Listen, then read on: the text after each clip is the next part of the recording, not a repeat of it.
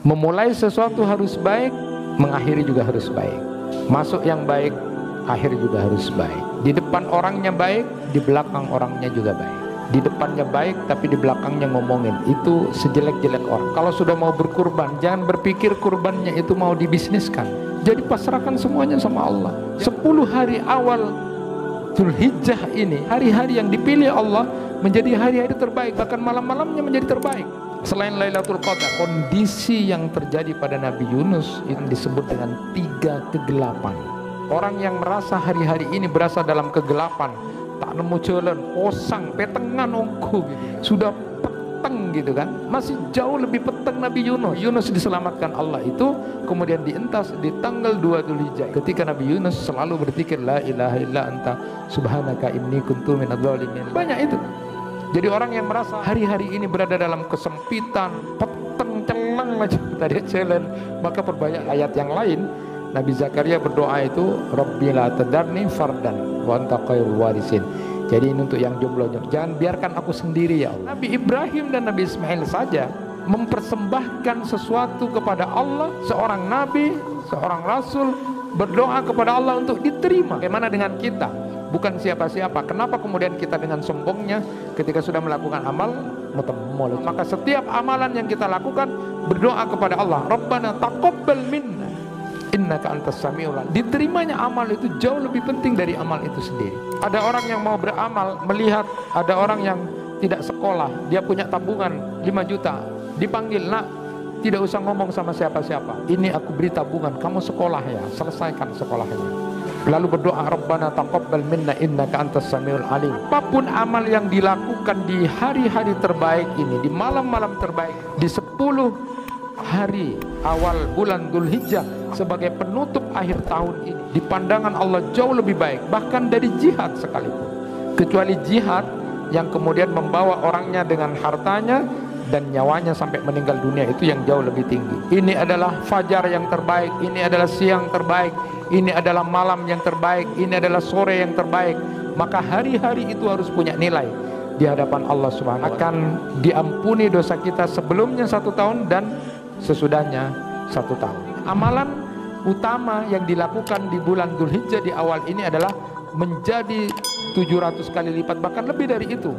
Jadi malam-malam terbaik adalah malam-malam di 10 ini. Selain Lailatul Qadar, jauh lebih baik adalah malam-malam di 10.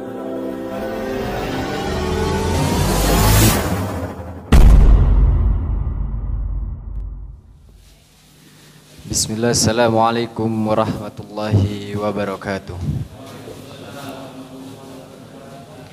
Alhamdulillahi rabbil alamin, wabihi nasta'in wa ala umurid dunya waddin, wassalatu wassalamu ala asyrafil anbiya wal mursalin Muhammadi wa ala alihi wa sahbihi ajma'in, amma ba'd. Yang terhormat pimpinan cabang Muhammadiyah Kecamatan Kota Sumeneb beserta para jajarannya, yang saya hormati segenap takmir masjid pesantren dan hadirin hadirat yang dirahmati Allah. Pertama-tama marilah kita panjatkan puji syukur kita kehadirat Allah Subhanahu wa ta'ala yang senantiasa memberikan kita nikmat, rahmat, serta kesempatan sehingga kita dapat menghadiri pengajian pada malam hari ini dalam keadaan sehat walafiat. Salawat dan salam mari kita haturkan kehadirat Nabi kita, Nabi Muhammad sallallahu alaihi wasallam beserta para keluarganya dan juga para sahabat. Semoga kita semua termasuk kaumnya yang akan mendapatkan syafaatnya kelak di yaumil qiyamah. Hadirin yang dirahmati Allah, mari kita buka pengajian pada malam hari ini dengan pembacaan basmalah. Bismillahirrahmanirrahim. Selanjutnya pembacaan ayat suci Al-Quran dalam hal ini akan dilantunkan oleh saudara Panji Sumekar. Kepadanya disilahkan. Assalamualaikum warahmatullahi wabarakatuh. A'udzu billahi minasy syaithanir rajim.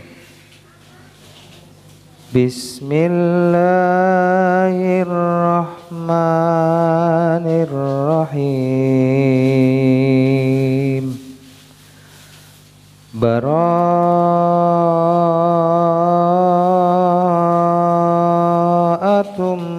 minallahi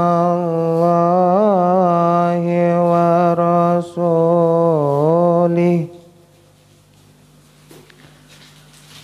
Bara'atum minallahi wa rasulihi ilal ladzina ahadtum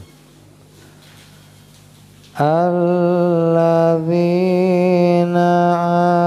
ahadtum minal musyrikin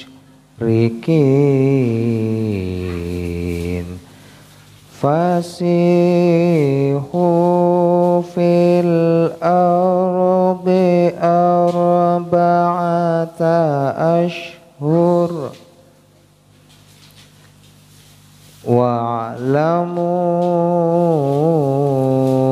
annakum ghairu mu'jizillah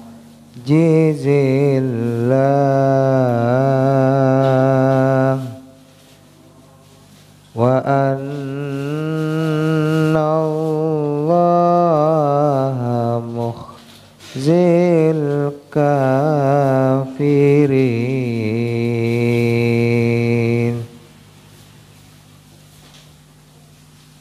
wa adham minallahi wa rasulihi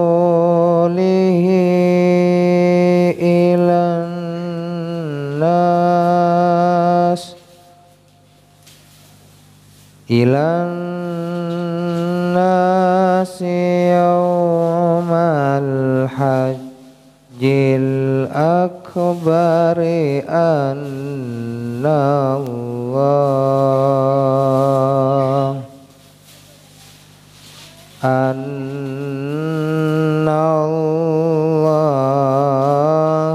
bari'um minal musyrikin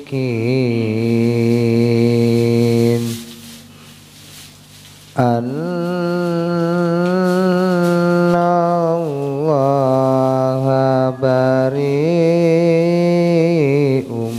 minal musyrikin wa rasuluh fa tubtum fa huwa khairul lakum wa tawallaytum fa'lamu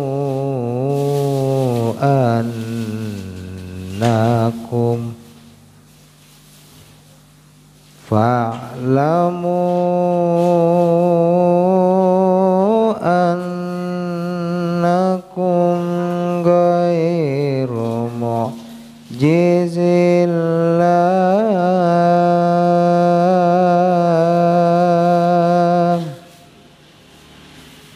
wa basyiril ladzina kafaru bi'adzabin alim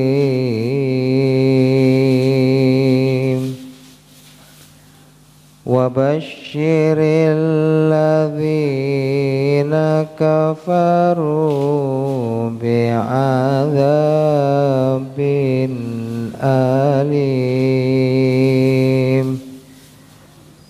wa basyiril ladzina kafaru bi'adzabin alim. Shadaqallahul azim. Wassalamualaikum warahmatullahi wabarakatuh. Sadaqallahul azim, maha benar Allah dengan segala firman-Nya.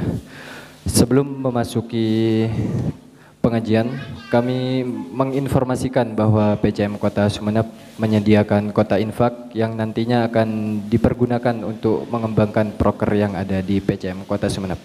Atas keikhlasannya diucapkan terima kasih. Hadirin yang dirahmati Allah, selanjutnya pengajian keislaman dengan tema Dzulhijjah, agenda akhir tahun 1446 Hijriah. Dalam hal ini akan disampaikan oleh yang terhormat Ustadz Ahmad Hudaifa, Essos MH. Kepadanya disilahkan. Assalamualaikum warahmatullahi wabarakatuh. Alhamdulillahi rabbil alamin alladzi amarana an nusliha ma'isyatana li lailis sa'adah wa naqumma bil wajibat fi ibadatihi wa taqwa. Ashhadu an la ilaha illallah wahdahu la syarika lah wa ashhadu anna Muhammadan abduhu wa rasuluh. Allahumma salli wa sallim wa barik ala nabiyyina Muhammad wa ala alihi wa ashabi ajma'in. Rabbi shrah li sadri wa yassir li amri wahlul 'uqdatam min lisani yafqahu qawli, amma ba'du.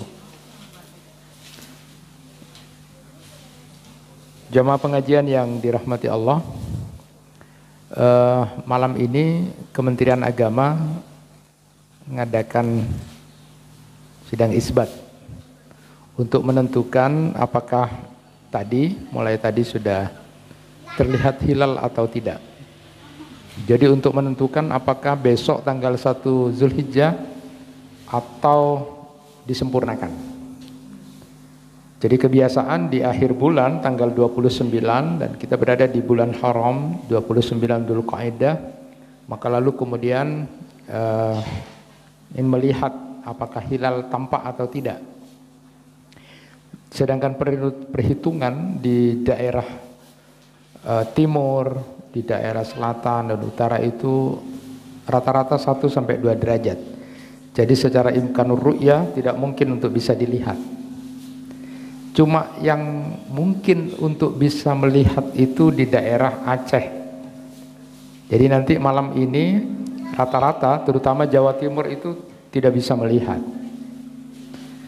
Jadi yang mungkin masih bisa melihat itu daerah Aceh, daerah barat. Jadi nanti kalau Aceh mengatakan melihat berarti besok tanggal 1 Dzulhijjah. Tapi kalau tidak melihat di sana, apalagi yang daerah lainnya yang rata-rata 1-2 derajat, maka disempurnakan besok hari ke-30 dan hari Kamis tanggal 1 Dzulhijjah. Ini untuk menjawab pertanyaan-pertanyaan yang muncul, karena di WA itu ada yang besok, ada yang Kamis. Jadi nanti kita tunggu saja. Nah, kalau di Muhammadiyah sesuai dengan hisab yang ada, bahwa berapapun derajat itu ya, apalagi sudah 1 atau 2 derajat, kalau sudah wujudul hilal maka besok sudah tanggal 1. Nah, Bapak-bapak dan saudara-saudara sekalian, yang jauh lebih penting dari itu memang apa yang disampaikan oleh Syekh Al-Juri itu mengingatkan kepada seluruh kaum muslimin bahwa beliau menyatakan seberapapun imanmu, sekecil apapun imanmu, ketika sudah memasuki bulan Zulhijjah, di awal bulan Zulhijjah itu, maka bersungguh-sungguhlah kamu di waktu itu, karena itu adalah hari-hari terbaik, malam-malam terbaik, dan berdoalah kepada Allah agar kemudian diberikan taufik oleh Allah, pertolongan oleh Allah, sehingga hari-hari itu kamu melakukan amal yang terbaik. Karena amal-amal yang dilakukan di bulan Zulhijjah di 10 awal itu lebih Allah cintai dari amal-amal yang lain. Sehingga kemudian beliau mengingatkan itu berdasarkan ayat-ayat Al-Quran maupun hadis-hadis Nabi SAW. Jadi bersungguh-sungguhlah. Maka saya sampaikan di beberapa pengajian, kesungguhan untuk merencanakan 10 hari ke depan ini. Mulai nanti malam, kalau kemudian yang berkeyakinan nanti sudah mulai tanggal 1, maka malam-malamnya, hari-harinya itu adalah hari-hari yang dicintai di pandangan Allah Subhanahu wa taala.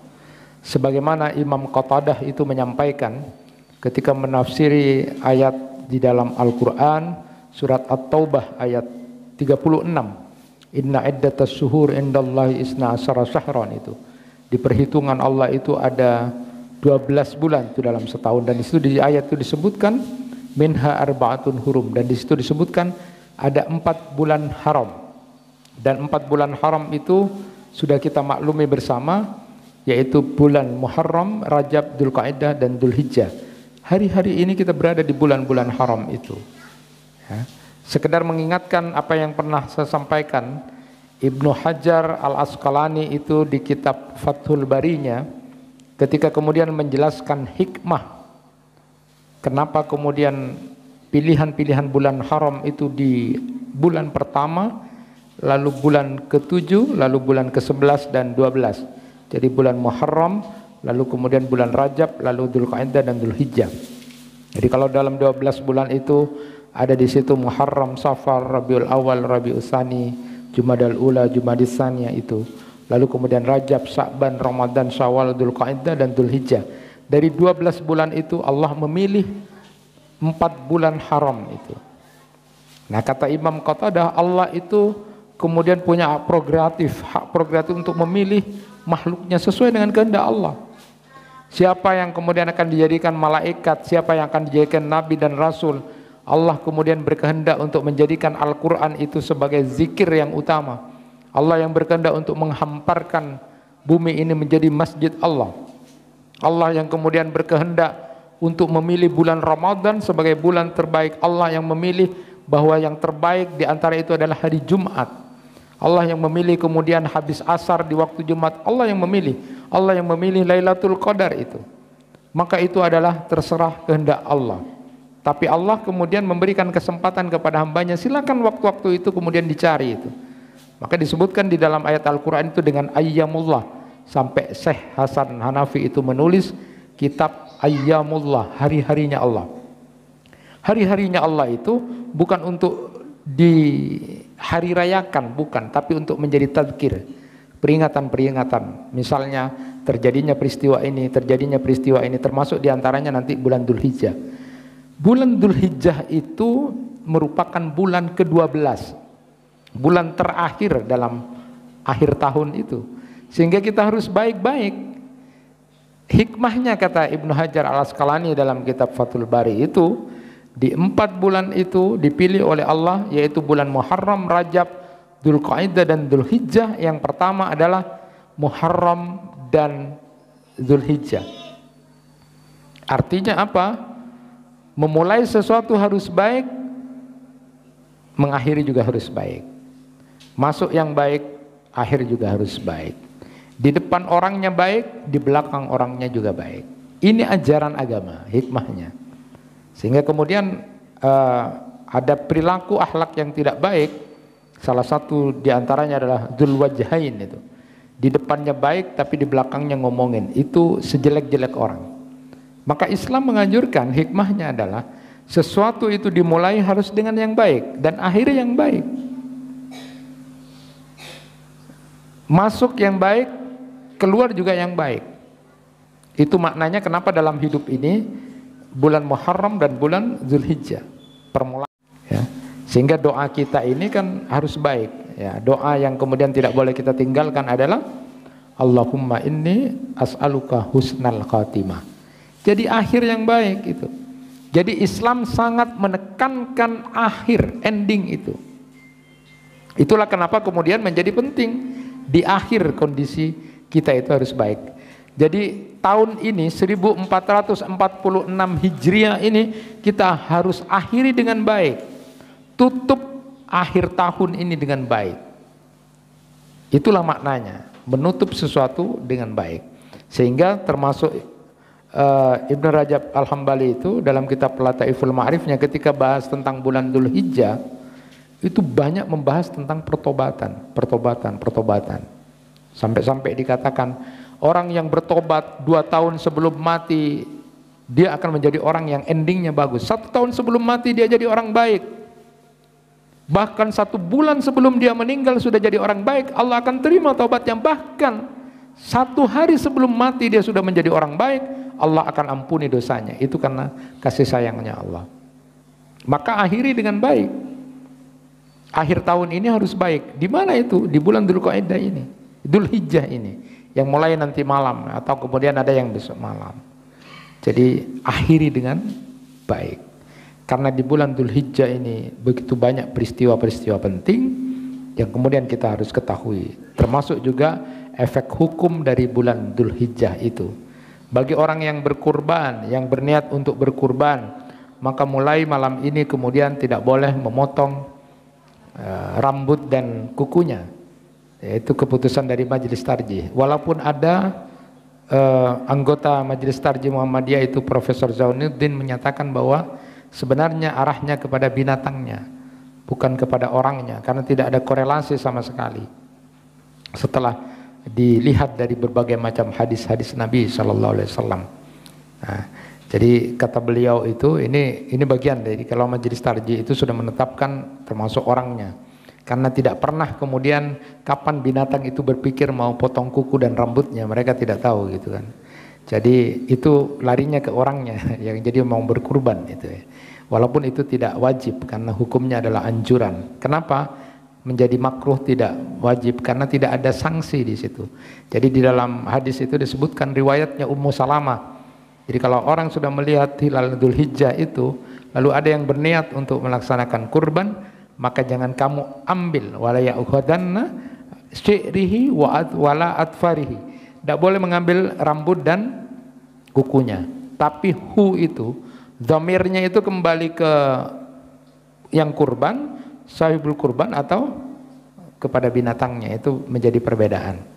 Nah ternyata kata beliau memang garisnya itu lebih banyak ke binatang ya, karena memang ada qarina-qarina di situ, asar-asar banyak tentang itu. Jadi ketika ditanya nih misalnya orang itu kalau sudah mau berkurban jangan berpikir kurbannya itu mau dibisniskan. Jadi ada orang berpikir kurban dibisniskan. Apa itu? Orang-orang barat itu biasanya rambutannya atau apa itu bulu-bulunya itu diambil dulu, yang mau dikurbankan itu diambil, nanti itu dijadikan tas, dijadikan apa, eman kan, termasuk kuku-kukunya itu nanti dijadikan alat untuk menajam. Jadi untuk binatangnya, jadi pasrahkan semuanya sama Allah. Jangan sampai berpikir ketika sudah berkurban ada binatangnya kemudian sempat mau diambil sebelum dipotong. Jadi kepada binatangnya itu alasan dari Profesor Zainuddin. Tapi kembali kepada keputusan Majelis Tarjih adalah kepada orangnya ya. Tetapi kemudian apa yang bisa diambil di situ hikmahnya saja. Jadi ada asumsi yang kemudian mengatakan kenapa harus tidak potong, supaya kemudian nanti bersaksi semuanya di hadapan Allah Subhanahu wa taala. Jadi kalau sudah selamat kurbannya diterima, itu semuanya bersaksi di hadapan Allah, bahkan akan selamat dirinya. Tidak ada yang terpotong dari dirinya kemudian akan terlepas dari api neraka. Itu kemudian salah satu hikmahnya. Tapi berbicara hikmah sekali lagi, hikmah itu tidak kemudian merubah syariatnya, tapi itu cuma untuk menguatkan ya. Contoh misalnya hikmahnya orang sholat apa? Untuk ingat kepada Allah. Tapi jangan kemudian ketika sudah, kenapa tidak sholat? Aku sudah ingat kok sama Allah. Nah itu melepas. Jadi hikmah itu tidak merubah apapun ya.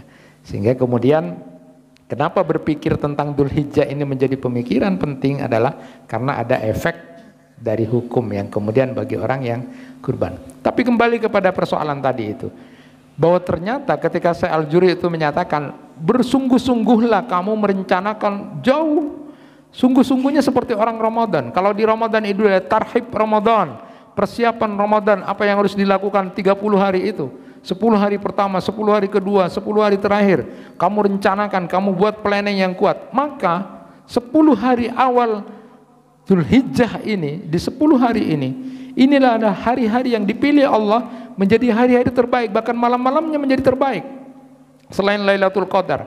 Jadi amal soleh apapun yang kita lakukan di 10 hari ini yang terbaik. Dan itu dalam hadis itu sudah sahih disebutkan begitu. Ma min ayyam al-amalus sholih fiha ahabbu ilallah ya, min hadhil ayyam. Tidak ada amal-amalan yang dilakukan di hari-hari yang terbaik itu di hadapan Allah kecuali pada saat ini, di hari-hari ini. Maka saya bilang, ayo rencanakan mulai nanti malam. Apa yang direncanakan? Amal-amal yang saleh yang dilakukan. Ini adalah hari-hari terbaik. Jauh lebih sungguh-sungguh lagi seperti Ramadan. Yang kadang-kadang saya bilang, hari-hari ini orang adalah melihat tanggalan Masehi. Apa tanggalan Masehi? Tanggal Toa. Sekarang itu repot ya, tanggal Toa. Yang dipikir adalah tanggal Toa nunggu gaji tanggal 1 dan nunggu gaji ke-13. Jadi tidak mikir kemudian ini adalah akhir tahun. Dalam perhitungan harus jauh lebih baik karena kita menutup akhir tahun kita dengan baik. Dan itu adalah di bulan Dzulhijjah karena itu adalah bulan ke-12. Ada apa peristiwa yang penting yang perlu kita ingat sebelum nanti kita bahas tentang amalan-amalan Dzulhijjah itu? Apa yang harus kita ingat peristiwa penting di bulan Dzulhijjah? Di antaranya pertama, bulan Dzulhijjah itu pertama adalah Nabi Adam dan kemudian Siti Hawa itu kemudian diampuni oleh Allah Subhanahu wa taala. Jadi membaca doa Rabbana zalamna anfusana wa illam taghfir lana wa tarhamna lanakunanna minal khasirin. Itu doanya Nabi Adam dan Hawa itu. Berdoa kepada Allah, memohon ampun kepada Allah. Maka bagus memang di akhir tahun ini atau di bulan Dzulhijjah ini bagi mereka yang merasa banyak dosa dan salah berdoa kepada Allah, minta ampunan kepada Allah. Suami istri di 10 hari ini, malam-malam ini kemudian mau salat tahajud, silakan berjamaah, boleh sendiri-sendiri minta ampunan kepada Allah. Di bulan Dzulhijjah ini, ya Allah mengampuni dosa dari Nabi Adam dan Hawa itu. Silakan perbanyak dengan zikir itu. Yang kedua adalah peristiwa Nabi Yunus alaihissalam yang kemudian dientaskan atau kemudian diselamatkan dari ikan paus itu. Ya, kita tahu sebuah hikayat cerita dari Nabi Yunus ini kemudian ketika kemudian lari dari umatnya, lalu kemudian singkat cerita di atas perahu 3 kali sampai kemudian dimakan ikan paus. Kondisi yang terjadi pada Nabi Yunus itu sungguh di dalam Al-Quran disebut dengan 3 kegelapan. 3 kegelapan itu apa maknanya? Berada di ikan paus, di dalam ikan paus. Yang kedua berada di dasar laut. Bayangkan itu. Dan yang ketiga pada waktu di malam hari. 3 kegelapan kata Allah. Jadi saya bilang orang yang merasa hari-hari ini berasa dalam kegelapan, tak nemu jalan, posang, petengan ongku gitu kan, sudah peteng gitu kan, masih jauh lebih peteng Nabi Yunus. Maka di bulan Dzulhijjah ini, di 10 hari ini, kalau kita belajar dari peristiwa kemudian Nabi Yunus diselamatkan Allah itu, kemudian dientas di tanggal 2 Dzulhijjah itu adalah ketika Nabi Yunus selalu berzikir la ilaha illa anta subhanaka inni kuntu minadz dzalimin, la ilaha illa. Perbanyak itu.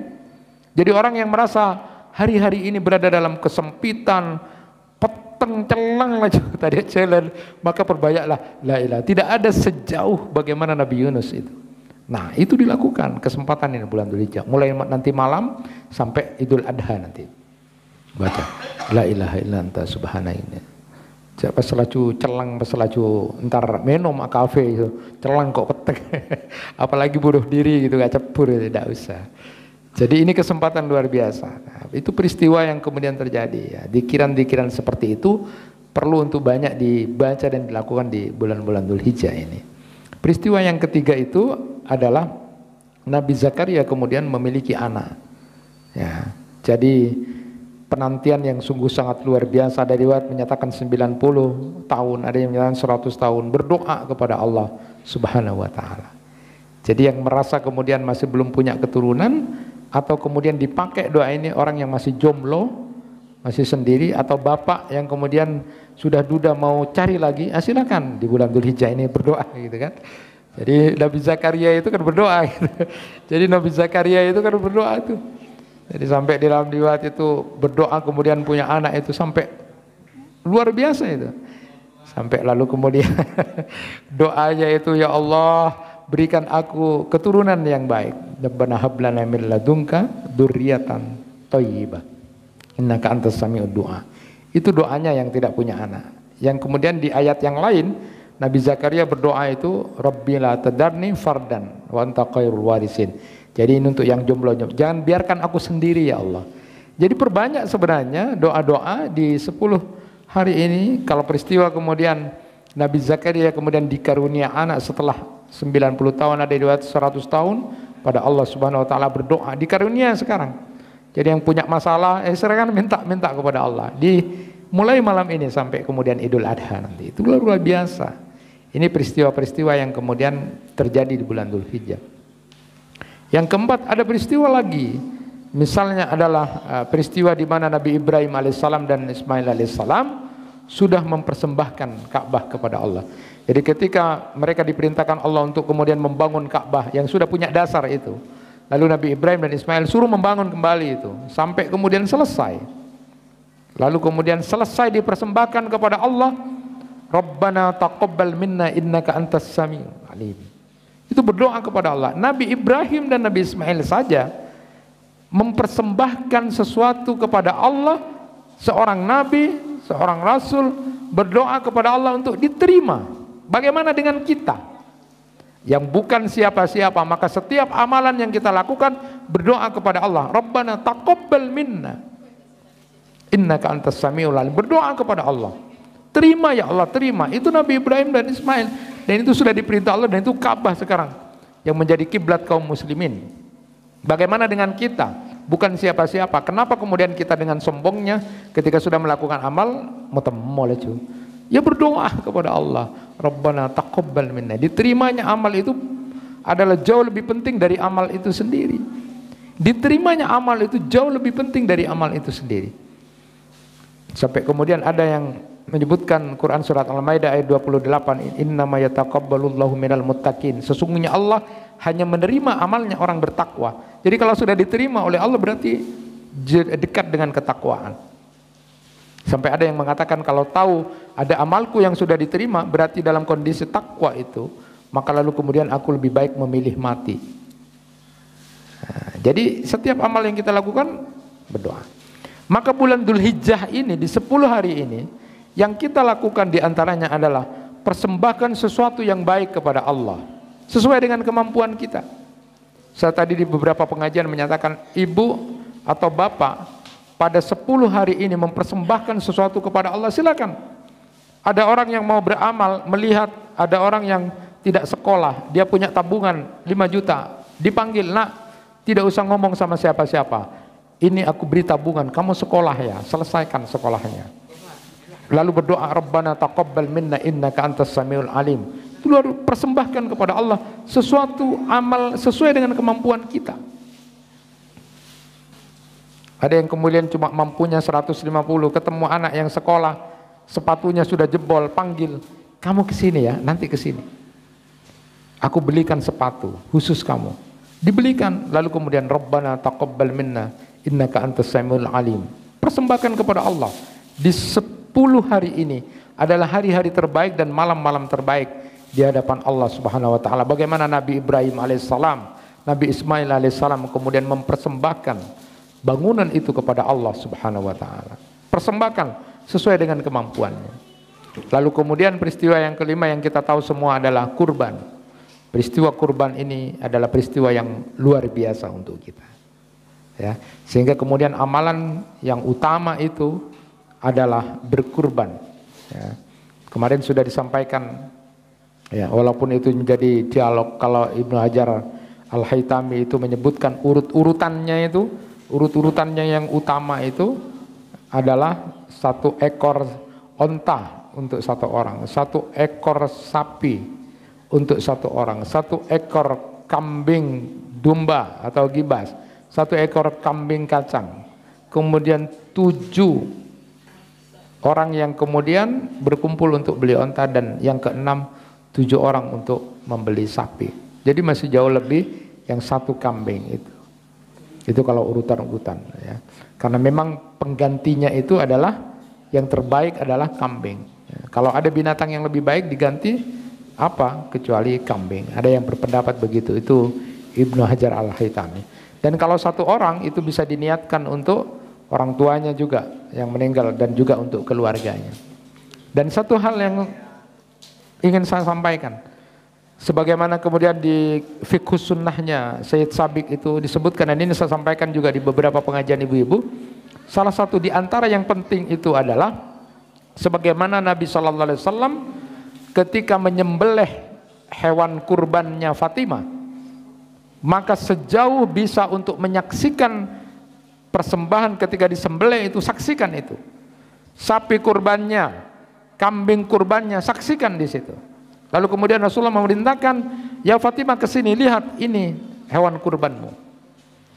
Jadi setiap tetesan darah itu kemudian Allah ampuni dosa-dosamu. Lalu bacalah, inna salati wa nusuki wa mahyaya wa mamati lillahi rabbil alamin, la syarika lahu wa bidzalika umirtu wa ana awwalul muslimin. Baca seperti itu.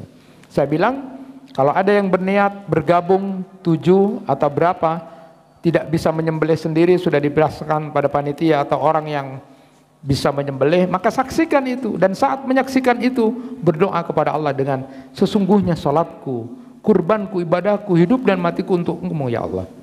Terus dilanjutkan dengan doa itu. Saksikan, disitulah yang luar biasa. Bagi yang tidak sibuk, bagi yang ada pekerjaan, tanya sama panitianya tanggal berapa mau disembelih. Ini persaksian. Dan kurban itu menjadi sedekah yang paling utama yang diberikan kepada Allah Subhanahu wa taala. Nah, apapun amal yang dilakukan di hari-hari terbaik ini, di malam-malam terbaik, di 10 hari awal bulan Dzulhijjah sebagai penutup akhir tahun ini, di pandangan Allah jauh lebih baik, bahkan dari jihad sekalipun.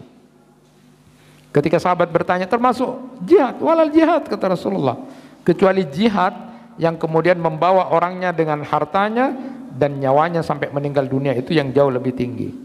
Tapi amalan jihad yang kemudian tidak sampai meninggal, amal-amal yang dilakukan di 10 hari-hari terbaik ini di hadapan Allah masih jauh lebih dicintai dan disukai oleh Allah Subhanahu wa taala. Bahkan kalau di Lataiful Ma'arifnya itu, Ibnu Abbas radhiyallahu anhuma itu meriwayatkan sampai 700 kali lipat lebih itu. Jadi setiap amal yang dilakukan 700 kali lipat. Maka mulai nanti malam rencanakan planning apa amalan yang kemudian bisa dilakukan. Ini adalah fajar yang terbaik, ini adalah siang terbaik, ini adalah malam yang terbaik, ini adalah sore yang terbaik. Maka hari-hari itu harus punya nilai di hadapan Allah Subhanahu wa taala. Jangan sampai kemudian tidak bernilai di hadapan Allah Subhanahu wa taala. Amalan apa saja yang bisa dilakukan? Tentu kita sudah tahu. Satu adalah haji dan umrah. Saudara-saudara kita yang sudah melaksanakan ibadah haji dan umrah sekarang ini adalah orang-orang yang melakukan amal yang baik itu di bulan Dzulhijjah. Karena ini adalah bulan-bulan haji. Jadi bulan haji itu adalah Syawal, Dzulqa'dah dan Dzulhijjah. Kita yang di sini kemudian yang kedua amalannya adalah berpuasa di antaranya. Puncaknya nanti adalah pada tanggal 9 Dzulhijjah atau puasa Arafah itu.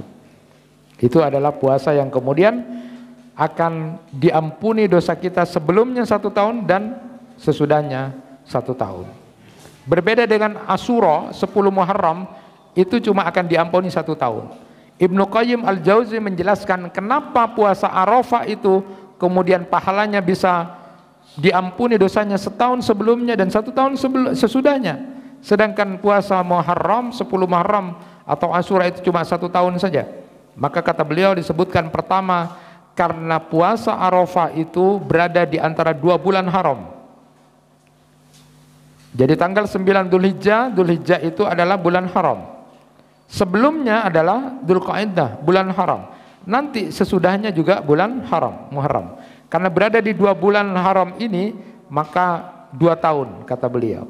Yang kedua, karena puasa Arafah itu adalah puasa yang memang disyariatkan untuk Nabi Muhammad SAW. Berbeda dengan Asyura 10 Muharram yang sudah dilakukan umat-umat terdahulu juga.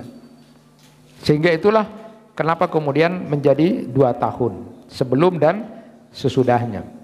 Ada juga orang yang bertanya nih, kalau pakai hitung-hitungan amal nih, pakai hitung-hitungan amal, kalau begitu nanti puasa Arafah sudah selesai kan?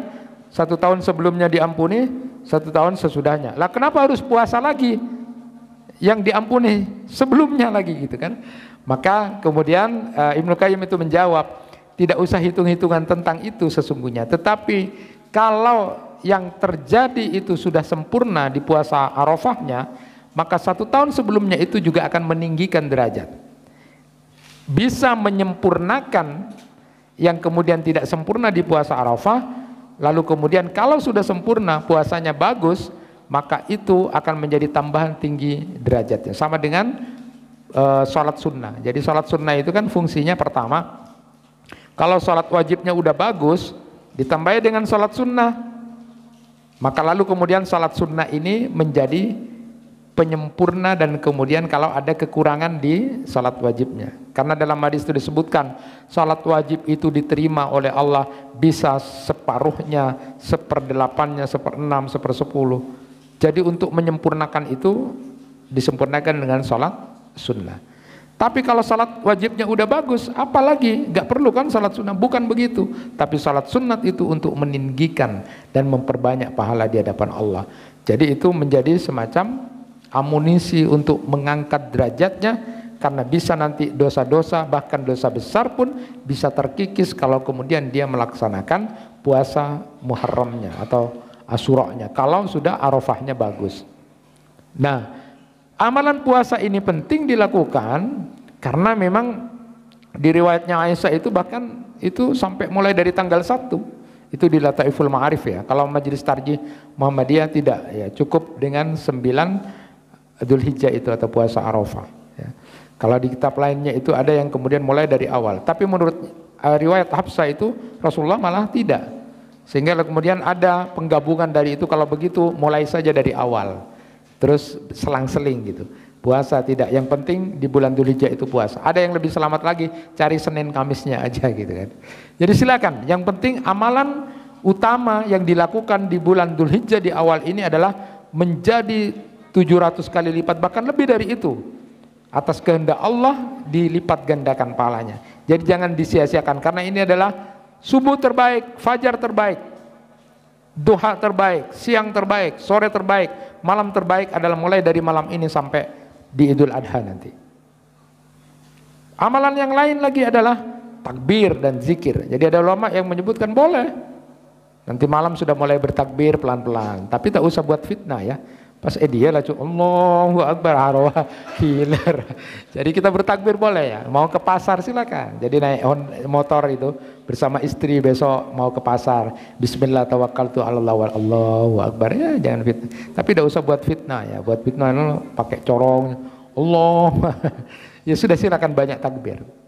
Ya, memuji Allah dan banyak zikir kepada Allah Subhanahu wa taala.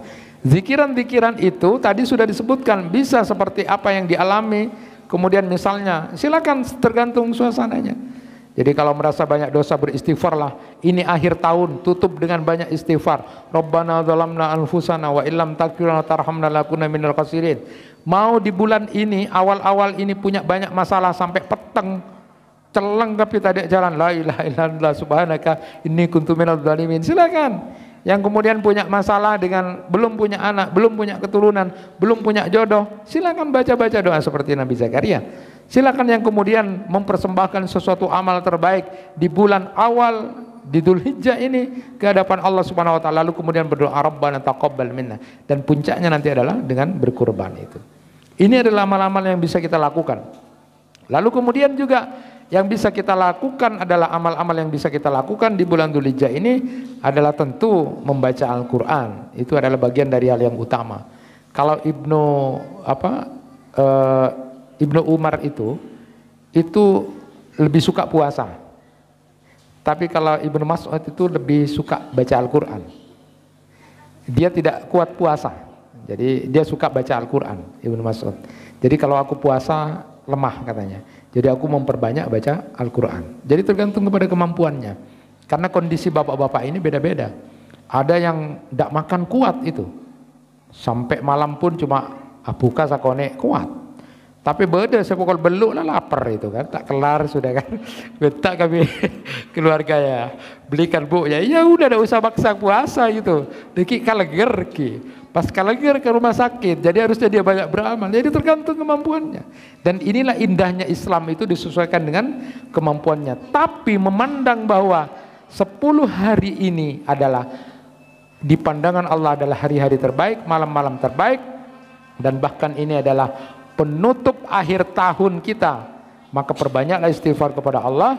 Termasuk diantaranya amal yang bisa kita lakukan adalah menghidupkan malam-malam walayalin asr. Allah bersumpah wal fajr walayalin asr. Jadi malam-malam terbaik adalah malam-malam di 10 ini. Selain Lailatul Qadar, jauh lebih baik adalah malam-malam di 10 hari ini. Silakan rencanakan, planningkan, bapak dan ibu nanti malam bersama keluarga, bersama istri, bersama anak, rencanakan. Ini serius. Jadi lakukan persembahan yang terbaik, karena ini adalah akhir tahun 1446. Ini adalah bulan penutup, ini adalah bulan haram yang Allah akan lipat gandakan pahala dan ketaatan kepada Allah. Dan ini adalah hari-hari di mana Allah sangat mencintai orang yang melakukan amal kebaikan atau amal kesalehan yang akan dilipat gandakan. Jangan sia-siakan. Begitu banyak para ulama ketika memasuki awal bulan Dzulhijjah, mintalah taufik kepada Allah, mintalah pertolongan Allah membantu sehingga hari-harinya sampai nanti di Idul Adha diberikan kemudahan untuk melakukan amal ketaatan kepada Allah dan tidak menyia-nyiakan waktu sedikit pun di waktu hari-hari dan malam-malam yang Allah mencintai waktu itu. Itu yang bisa disampaikan, mudah-mudahan bermanfaat. Wal afu minkum, wassalamualaikum warahmatullahi wabarakatuh.